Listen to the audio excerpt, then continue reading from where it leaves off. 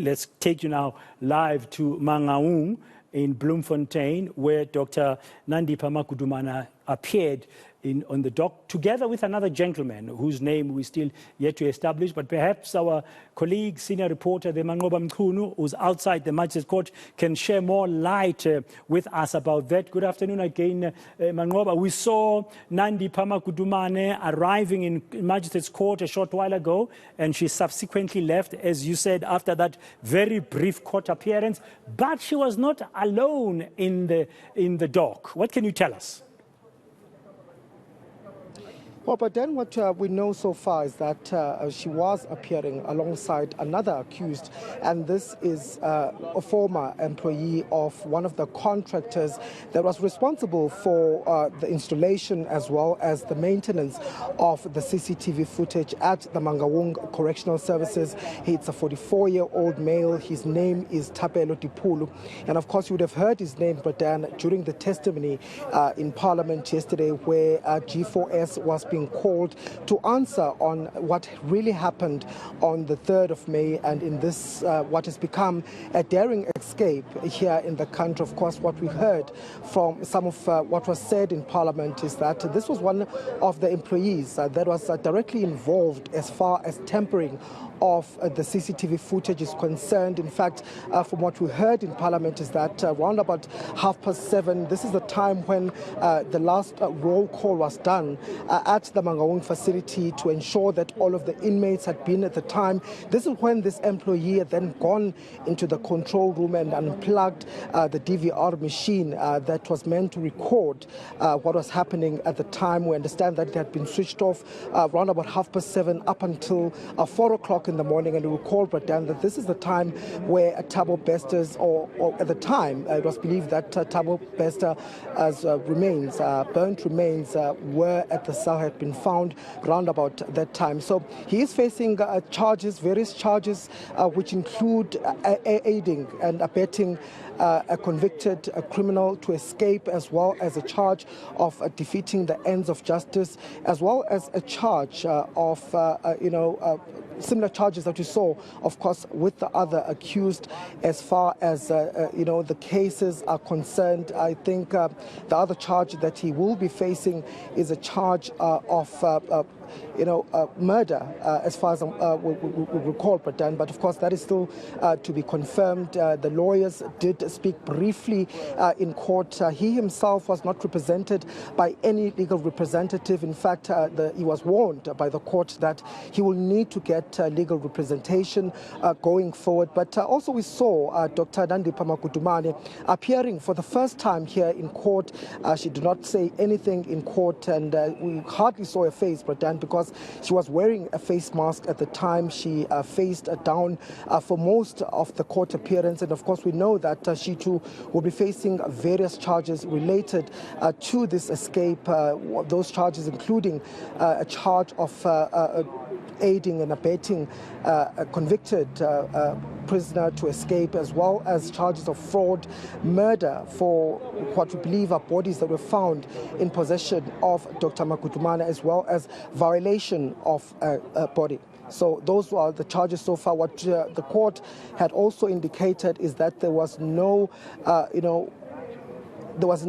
issue as far as bail is concerned. The next hearing, of course, that will take place on the 17th of this month, on April, and these cases, we understand, will now be joined, but then they will appear with the two other accused that had been here in court, which include, of course, Nandipha Magudumana's father, who was also charged and subsequently appeared here in court. Yeah, I know Manqoba is still early. A lot of things are happening at this time. There's a number of moving parts. But from what you've just said, we should expect at least 4 people in the dock together on Monday when they come back to court on the 17th of April, is next week Monday. That will be Nandipha Magudumana, and that will be Mr. Dupulo there, plus her father, the 65-year-old Mr. Sekeleni, and the other G4S employee, Mr. Mutswara. Certainly, Pradan, and in fact, we understand that these cases will now be conjoined, and earlier on the magistrate also saying that they will appear on Monday, the four of them, that is including, of course, Mr. Segeleni, who is Nandipha Magudumana's father, as well as the former G4S employee who was arrested and appeared with Mr. Segeleni on Tuesday here in court, and of course including the latest Thabo Bester, who also joins the list of those that have been arrested for this particular case. So they will be appearing together, Pradan, on Monday. We understand that that won't be the actual bail application, but it could possibly take place on Monday. But what will be happening is that there will be sharing of bail information between the legal representatives, and therefore after that they will decide whether they will proceed with bail on that particular day or if they will have to postpone it for another day. Yes, I mean, this case has been brought to court by the state. I mean, the state has spent a lot of money getting these two fugitives back on South African soil from Tanzania. And they were present in court. They seem to be comfortable with what the magistrate was ruling. And the accused have a right to legal defense. I heard the magistrate reminding them of that.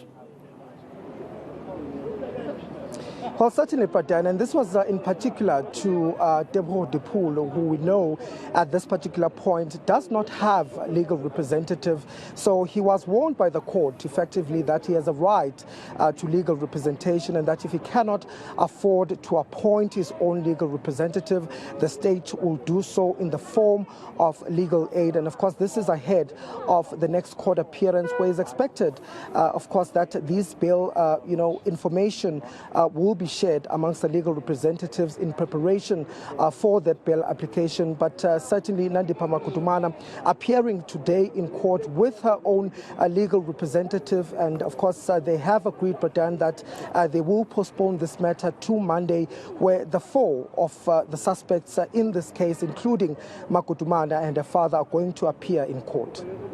Yes, I saw you there, Noko, the cameraman, and yourself trying to duck in those corridors, trying to get the best view possible.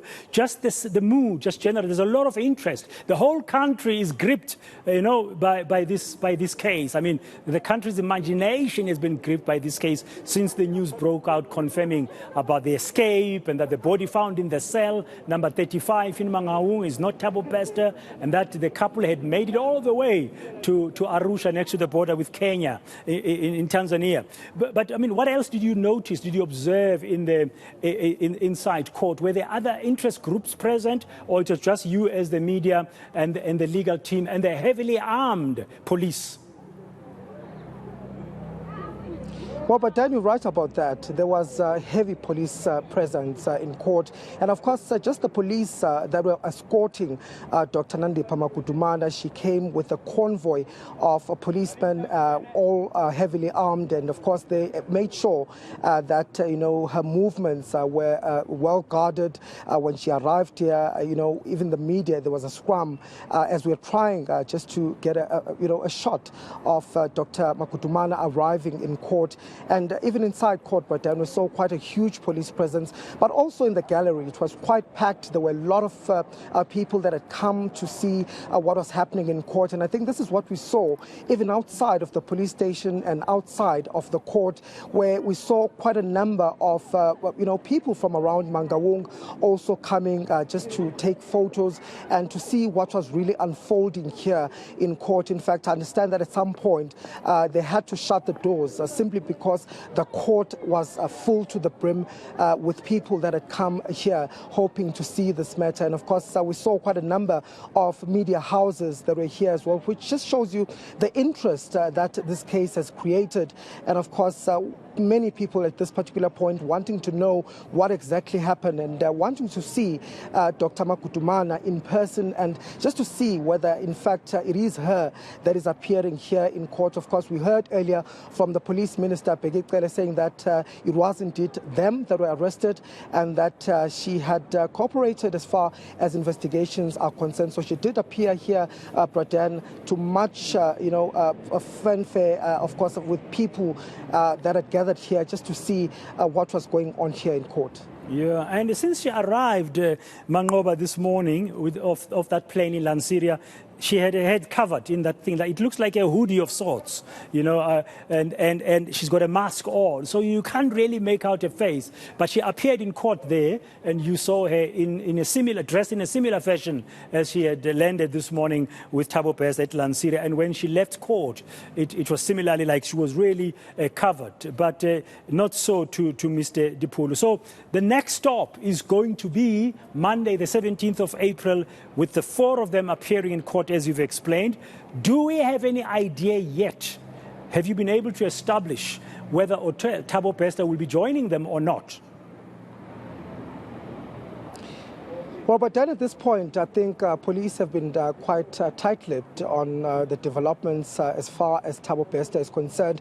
What we do know, though, Bradan, is that he is still in a correctional services facility in Pretoria, that being Jose Mampuru facility. We're told that it could possibly appear in court tomorrow. But as far as, which court he'll be appearing in, that information is still quite sketchy at this particular point. We do understand that there are security issues as far as this is concerned, and perhaps that he might also possibly be appearing in a court in Gauteng or possibly here in Mangaung.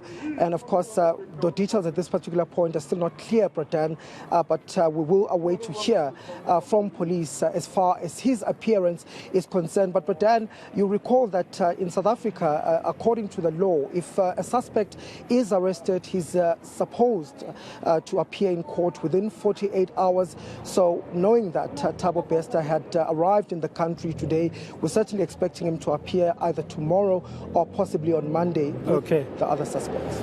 Manqoba, thank you very much. And please pass our thanks as well to Noko Malaki, the cameraman. He did a brilliant job there trying to get him through that milieu of other media colleagues and stuff. And well done to you guys. And we'll keep on watching this developing story. Manqoba Mchunu outside the Magistrate's court in Bloemfontein.